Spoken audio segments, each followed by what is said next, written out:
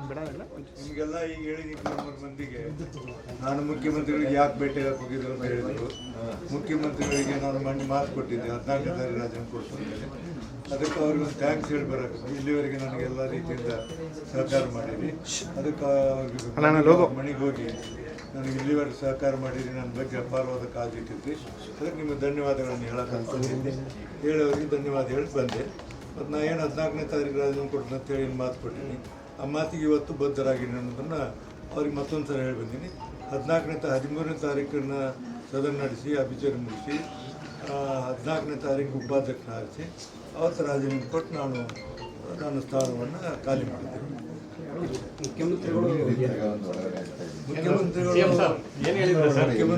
ಹೇಳಿದರು, ನಿಮ್ಮ ಮೇಲೆ ನಮಗೆ ಅಪಾರವಾದಂಥ ಪ್ರೀತಿ ಗೌರವ ಇದೆ, ಒಳ್ಳೆ ಮಾತು ಕೊಟ್ಟು ನಡೀತೀರಿ, ನಿಮಗೆ ನಾನು ಹೃದಯ ತುಂಬಿದ ಅಭಿನಂದನೆ ಸಲ್ಲಿಸ್ತೀನಿ ಅಂತ ಅವರು ಹೇಳಿದರು. ಅವ್ರು ಥ್ಯಾಂಕ್ಸ್ ಅಂತ ಹೇಳಿ ಬಂದೆ ಇಷ್ಟ. ಸರ್, ನಾವು ಮುಖ್ಯಮಂತ್ರಿಗಳು ಏನು ಹೊರಟಿಯವ್ರಿಗೆ ಏನು ಹೇಳಿದ್ರಿ, ಪರಿಸ್ಥಿತಿಯನ್ನು ಹೇಳಿದ್ರಿ ಅಂತ ಕೇಳ್ತೀವಿ. ನಾವೆಲ್ಲ ಒಟ್ಟಿಗೆ ಕೆಲಸಬೇಕು. ಶಾಸಕಾಂಗದ ವ್ಯವಸ್ಥೆಯಲ್ಲಿ ಎಲ್ಲರೂ ಕೂಡ ಮಾಡಬೇಕು. ಅವ್ರದ್ದು ಒಂದು ಆಸೆ ಇದೆ. ಏನಪ್ಪ ಆಸೆ ಇದೆ ಅಂತಂದರೆ, ನಾವು ಗೌರವದಿಂದ ನನ್ನ ಜವಾಬ್ದಾರಿಯನ್ನು ಉಪಾಧ್ಯಕ್ಷನ ಡೆಪ್ಟಿ ಚೇರ್ಮನ್ ಆಯ್ಕೆ ಮಾಡಿಬಿಟ್ಟು ನಮ್ಮ ಸದಸ್ಯರಿಗೆಲ್ಲ ಒಂದು ಕೃತಜ್ಞತೆ ಸಲ್ಲಿಸಬೇಕು ಅನ್ನೋದು ಅವರ ಒಂದು ಭಾವನೆ ಇದೆ. ಆ ಭಾವನೆಗೆ ನಾವು ಒಪ್ಕೊಂಡಿದ್ದೀವಿ. 2 ಥರ ಆಪ್ಷನ್ಸ್ ಇದೆ. ಅದಕ್ಕೆ ಅವರು ಏನು ಹೇಳ್ತಾರೋ ಆ ರೀತಿ ನಾವು ಮಾಡ್ತೀವಿ. ಅವರು ರಾಜೀನಾಮೆ ಕೊಡೋಕೆ ಅವರು ತಯಾರಿದ್ದಾರೆ. ನಾವು ಅದಕ್ಕೆ ಏನು ತೊಂದರೆ ಇಲ್ಲ. ಡಿಕ್ಲೇರ್ ಮಾಡೇ ಬಿಟ್ಟಿನ ಅವರು ಡಿಕ್ಲೇರ್ ಮಾಡಿದ್ದಾರೆ. ಅರ್ಥ ಆಯ್ತಾ? ಈಗ ಸಪೋಸ್ ಅವ್ರು ರಾಜೀನಾಮೆ ಇವತ್ತು ಕೊಟ್ಟರು ಅವ್ರನ್ನೇ ನಾನು ಪ್ರೋಟಮ್ ಸ್ಪೀಕರ್ ಚೇರ್ಮನ್ ಆಗಿ ಅವ್ರನ್ನೇ ಅಪಾಯಿಂಟ್ಮೆಂಟ್ ಮಾಡಬೇಕು. ಅವತ್ತು ಅವರೇ ಕೂತಿರ್ತಾರೆ. ಇವತ್ತು ಸಪೋಸ್ ಇಫ್ ಯು ವೇಕೇಸ್ ನಾವು ಆನ್ ದ ಬೇಸಿಕ್ ಪ್ರಿನ್ಸಿಪಲ್ ಅವ್ರನ್ನೇ ನಾನು ಅಪಾಯಿಂಟ್ಮೆಂಟ್ ಮಾಡಬೇಕಾಗ್ತದೆ. Because is the senior most member. ಅವ್ರನ್ನೇ ಮಾಡಬೇಕಾಗ್ತದೆ. ಅವ್ರಿಗೇನು ಬೇಕೋ ಅವ್ರ ಕೆಲಸ ಜವಾಬ್ದಾರಿಯನ್ನು ಅವ್ರು ಮಾಡಬೇಕು. ಸರ್, ಈಗ ಅವಿಶ್ವಾಸ ನಿರ್ಣಯ ಮಂಡಿಸಬೇಕು ಅಂತ ತಯಾರಿ ನಡೀತಿದೆ, ಆ ಥರದ್ದೇನಿಲ್ಲ. See when we have come to an understanding ಏನಿದೆ, ಅವಿಶ್ವಾಸ ನಿರ್ಣಯ ಮಾಡಿಸ್ತೇವಲ್ಲಿ ಅವ್ರಿಗೆ as ready to resign. What is the question? Even if you resigns also now within 10 minutes have to appoint the as a pro tem speaker. All the same. So ಅದಕ್ಕೆ ಯಾಕೆ ಆಯಿತು, ಕೆಲವರು ಪೇಪರಲ್ಲಿ ಟಿ ವಿಲಿ ಏನೇನೋ ಬಂತು ಅಂದ್ಬಿಟ್ಟು ಅವರು ಸ್ವಲ್ಪ ನಮ್ಮವರು ಸ್ವಲ್ಪ ಯೋಚನೆ ಮಾಡ್ತಿದ್ದಾರೆ. ಅವರೇ ಹೇಳಿದ ಮೇಲೆ ಇನ್ನೇನಿದೆ? ನಾನು ಮೊನ್ನೆ ಹೇಳಿದ್ದೀನಿ ಇಲ್ಲ, ನಾನು 14ನೇ ರಾಜೀನಾಮೆ ಕೊಡ್ತೀನಿ. ಅದಕ್ಕೆ ನಾನು ಏನು ಕೊಟ್ಟಿನಿ ಅದನ್ನು ನಾನು ಮಾತಿಗೆ ಬದ್ಧ. Only difference is only that whether you should work there as a pro tem speaker or regular chairman. ಎರಡೇ ವ್ಯತ್ಯಾಸ ಇದೆ, ಬೇರೆ ಏನಿಲ್ಲ. ಈ ಹ್ಯಾಸ್ ಅಕ್ಸೆಪ್ಟೆಡ್ ಟು ರಿಸೈನ್. ಅವಿಶ್ವಾಸ ನಿರ್ಣಯದ ಮಾತು ಇಲ್ಲಿ ಬರೋದೇ ಇಲ್ಲ ಸರ್. ಅವ್ರು ರಾಜೀನಾಮೆ ಕೊಡ್ತೀನಿ ಅಂತ ನಿಮ್ಮ ಮುಂದೆ ದೇಶದ ಮುಂದೆ ಹೇಳಿದ್ಮೇಲೆ ಅವ್ರಿಗೆ ಇಷ್ಟು 40 ವರ್ಷದ ರಾಜಕಾರಣನ ತ್ಯಾಗ ಮಾಡೋಕ್ಕಾಗ್ತದೆ ಯಾರು? It is basic principle. Is very principle man. ಆ ಚೇರ್ಗೆ ಎಷ್ಟು ಗೌರವ ಕೊಡಬೇಕೋ ಇವ್ರಿಗೆ ಕೊಟ್ಟಷ್ಟು ಗೌರವ ಯಾರು ಕೊಟ್ಟಿಲ್ಲ.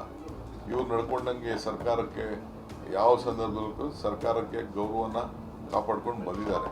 ಅದಕ್ಕೆ we all are very grateful to you. BJP ಆರೋಪ ಏನಂತಂದ್ರೆ ಇವ್ರಿಗೂ ಕೂಡ ಸಭಾಪತಿಗಳ ಬದಲಾವಣೆ ಆಗಿರಲಿಲ್ಲ, ಈ ರೀತಿ ಅಂತ ಅವಿಶ್ವಾಸ. ಅವರ ಆರೋಪ ನಾನು ಲಿಸ್ಟ್ ಹೇಳಲ್ಲ ನಿಮಗೆ. ಅವರು ರಾಜ್ಯಗಳಲ್ಲಿ ಏನೇನು ಮಾಡಿದ್ದಾರೆ ಅಂತ ಲಿಸ್ಟ್ ಬೇಕಾದ್ರೆ ನಾನು ಲಿಸ್ಟ್ ಹೇಳ್ತೀನಿ. ಅದೆಲ್ಲ I don't want to comment on them. ಬಿಡಿ, ಅವ್ರೇನಾಗಲಿ. ಈಗ ನಮ್ಮದು ಅವ್ರದ್ದು ಈ ಮನೆ ವಿಚಾರ. ಹೊರಟಿನ ಚೇರ್ಮನ್ ಮಾಡಿದಾಗ ಶೆಟ್ರ್ ಇದ್ದಾಗ ಏನು ನಡೀತಾ ಹೋಗ್ತು ಇನ್ಸಿಡೆಂಟು. ನಿಮ್ಮ ಹತ್ರ ಕ್ಲಿಪ್ಪಿಂಗ್ಸ್ ಇರಬೇಕಲ್ಲ, ಹಾಕಿ ಅದನ್ನು.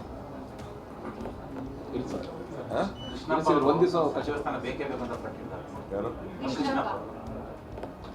ತಪ್ಪೇನಿಲ್ಲ, ಕೇಳ್ತಾರೆ, ಎಲ್ಲರೂ ಕೇಳ್ತಾರೆ. ಸಣ್ಣ ಬದಲಾವಣೆ ಆಗುತ್ತೆ ಕ್ಯಾಬಿನೆಟ್ ಅಲ್ಲಿ ಅಂತ ಹೇಳ್ತಾರೆ. ಕೆಲವೊಬ್ಬರಿಗೆ ಸರ್, ಈಗ MC ಸುಧಾಕರ್ನ ಕರ್ಸ್ಕೊಂಡ್ರೆ ಅವ್ರನ್ನೂ ಕೂಡ ಮನವೊಲಿಸುವಂತ ನಿಟ್ಟಿನಲ್ಲಿ ಕೂಡ ಅವ್ರನ್ನೂ ಮಾತಾಡಿ ಕಳ್ಸ್ತಾರೆ. ಯಾರಿಗೂ ಏನು ಬೇಜಾರಿಲ್ಲ ರೀ. ನಾನು ಕೆಲವು ಸೀನಿಯರ್ಸ್ ಇರ್ತಾರೆ, ಏನೇನು ಜವಾಬ್ದಾರಿ ಕೊಡಬೇಕಾಗ್ತದೆ. Settle it, no problem.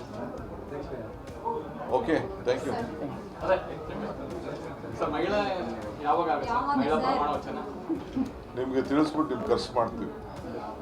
Sir, ಸಣ್ಣ ಸರ್ಜರಿ ಅಂತ ಅನ್ನೋ ಕೆಲವೊಬ್ಬರದ್ದೆಲ್ಲ ಏನಾದರೂ ಇದೆಯಾ ಸರ್? ಪಾಸಿಬಿಲಿಟೀಸ್ ಇದೆ ಸರ್? ಕೆಲವ್ರಿಗೆ ಅವಕಾಶ ಕೊಡೋಕ್ಕೆ ಕೆಲವು ಮೀಡಿಯಾ ಸರ್ಜರಿ ಮಾಡಬೇಕು ಅಂತ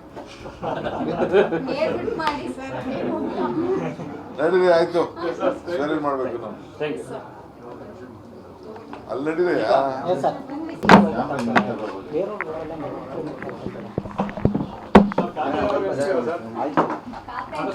ಸ್ವಲ್ಪ ಡಿಲೇ ಆಗ್ತಿದೆ ಅಂತಿದಾರಲ್ಲ ಸರ್ ಖಾತೆಗಳು ಹಂಚ್ಕೊಳ್ಳೋದು. ಯಡಿಯೂರಪ್ಪ ಎಷ್ಟು ದಿನ ನಡೆಸಿದ್ರು? ಸರ್ ಯಡಿಯೂರಪ್ಪ ಎಷ್ಟು ದಿನ ನಡೆಸಿದ್ರು ಅಂದೆ? ಡೆಲ್ಲಿಲಿ ಎಷ್ಟು ದಿನ ಗೌರ್ಮೆಂಟ್ ಇತ್ತು?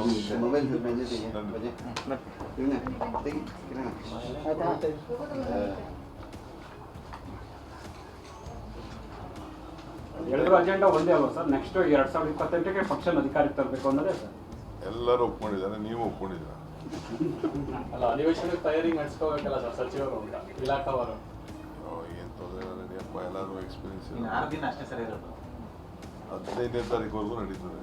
16, 17ಕ್ಕೆ ಅಸೆಂಬ್ಲಿ ಶುರುವಾಗುತ್ತೆ ಅಲ್ವಾ ಸರ್? ಆಬಿಚರಿ ಇದೆ 13ಕ್ಕೆ. 13 ಆಬಿಚೂರು 14ಕ್ಕೆ ಎಲ್ಲರನ್ನೂ ಪರಿಚಯ ಮಾಡಿಕೊಡ್ಬೇಕು. ಮಧ್ಯಾಹ್ನ 15ಕ್ಕೆ ಆಲ್ರೆಡಿ ಇಂಡಿಪೆಂಡೆನ್ಸ್ ಡೇ. 16ಕ್ಕೆ ತಿರ್ಗಾ 12 ಗಂಟೆಗೆ ನೀವು ಕರೆದ್ರೆ ನಾಗೇಂದ್ರ ಅವರು ರಾಜೀನಾಮೆ ಕೊಡಬೇಕು ಬಿಜೆಪಿ ಆಗ್ರಹ. ಹೋರಾಟ ಮಾಡ್ತಾರೆ ಸದನದಲ್ಲಿ. ಒಳ್ಳೇದು ಹೋರಾಟ ಮಾಡ್ತಾರೆ. ಒಳ್ಳೇದು ನಡೀಲಿ, ಮಾತಾಡೋಣ. ಉತ್ತರ ಕೊಡ್ತೀರಾ ಸರ್? ಸರ್ ಲಾಸ್ಟ್ ಕ್ಯಾಬಿನೆಟ್ ಯಾವುದು ಚೇಂಜಸ್ ಇಲ್ಲ ಸರ್. ಕೆಲವರು ಸ್ಥಾನ ಬಂದ, ಕೆಲವರು ತೆಗೆದು, ಕೆಲವರು ಸೇರಿಸ್ಪಡೆ ಮಾಡುವಂತ ಬದಲಾವಣೆ. ನಡೀಲಿ, ಆಯ್ತು, ಮಾತಾಡೋಣ. ಸರ್ ಬಿಡದಿಗೆ 9ನೇ ತಾರೀಕಿಂದ ಪಾದಯಾತ್ರೆ ಮಾಡ್ತಿದ್ದಾರೆ ಸರ್. ಬಿಡದಿ ಟೌನ್ಶಿಪ್ ಪಾದಯಾತ್ರೆ ಅವ್ರ ಪೊಲಿಟಿಕಲ್ ಅಜೆಂಡಾ ಅವ್ರು ಮಾಡ್ತಾರೆ. ನಾನು ಕಮಿಟಿನ ಅಪಾಯಿಂಟ್ಮೆಂಟ್ ಮಾಡಿದ್ದೀನಿ. ಅದನ್ನು ಸತ್ಯ ಅದಕ್ಕೊಂದು ಕಮಿಟಿ ಮಾಡಬೇಕು ಅಂತ ಹೇಳಿದ್ರೆ ನಾನು ಮಾಡಿದ್ದೀನಿ. ಅದಕ್ಕೆ ಯಾರೋ ಒಂದೆರಡು ಹೆಸರುಗಳನ್ನ ಡಿಸ್ಕಷನಲ್ಲಿದೆ. ಕೆಲವು ಸೀನಿಯರ್ ನಮ್ಮ Ranganath, S V Ranganath, chief secretary ಅವರೆಲ್ಲ ಸೇರಿ ಒಂದು ಕಮಿಟಿ ರಚನೆ ಆಗಿದೆ. ಅವರು ಅದನ್ನು ನನಗೆ ಒಂದು ತಿಂಗಳಲ್ಲಿ ರಿಪೋರ್ಟ್ ಕೊಡ್ತಾರೆ. ಆಮೇಲೆ ಮಿಕ್ಕಿದ ವಿಚಾರನ ಅದಕ್ಕೆ ಯಾವುದೋ ಸ್ವಲ್ಪ ಜುಡಿಷಿಯಲ್ ಇದನ್ನು ಯೋಚನೆ ಮಾಡ್ತಾ ಇದ್ವಿ. ಆಮೇಲೆ ಅವರು ಮಾಡೋರನ್ನ ಪಾಪ ತಪ್ಪು ಅಂತ ಹೇಳೋಕ್ಕಾಗ್ತದೆ, ಅವ್ರು ಮಾಡಲಿ. ನಾನು ವೆರಿ ಫರ್ಮಾಗಿ ಹೇಳ್ತಾ ಇದ್ದೀನಿ, ನಾನು ಮೊದಲಿಂದನೂ ಹೇಳ್ತಾ ಇದ್ದೀನಿ, ಯಾರಿಗೂ ಬಲವಂತ ಏನು ಮಾಡಲ್ಲ.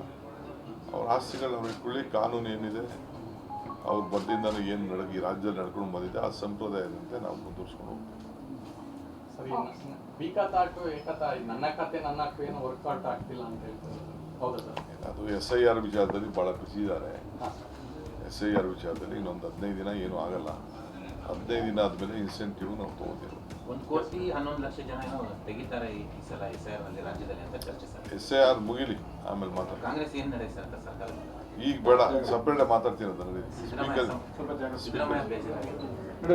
ನಿಮ್ಮ ಬೇಜಾರಾಗಿರ್ಬೇಕಷ್ಟೇ ನೋಡಿ.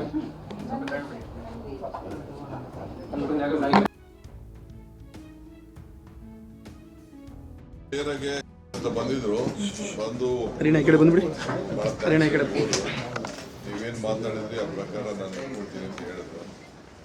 ಆಮೇಲೆ ನಮ್ಮ ಮುಂದೆ ಚೇರ್ಮನ್ ಇಲ್ಲೇ ಇದ್ದಾರೆ.